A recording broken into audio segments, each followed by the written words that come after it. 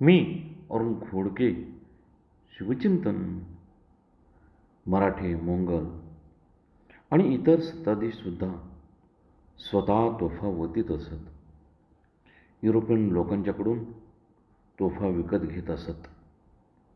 Mongol लष्करातील फतह लष्कर नावाची तोफ ओढण्यासाठी 70 बैल, तर लैली नावाची तोफ ओढण्याकरिता 80 बैल लागत असत.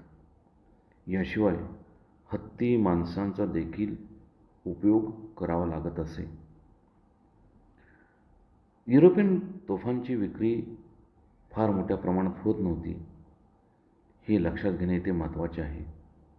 शिवाजी महाराजांना युरोपियन लोक, महाराज आणि मोंगल नाराज होऊ नयेत म्हणून मोठ्या प्रमाणात तोफा देत नव्हते आणि मोंगल मोठ्या प्रमाणात तोफा त्यांच्याकडून विकत घेत नसत.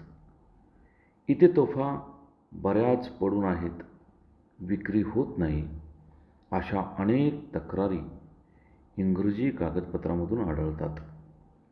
युरोपियन लोकांच्याकडे शिवकाळात तोफा वाचणारे कित्येक हिंदू कारागीर होते.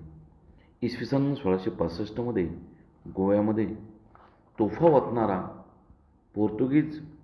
पोर्तुगीजांचा मिस्त्री कृष्णशेठ नावाचा इसम होता.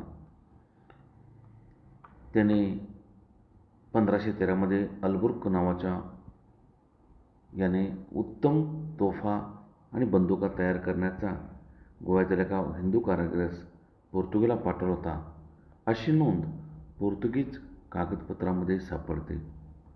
मराठ्यांच्याकडे युरोपियन लोक तोफा वतीत असत, अशी नोंद सापडते. बहुत काय बोल.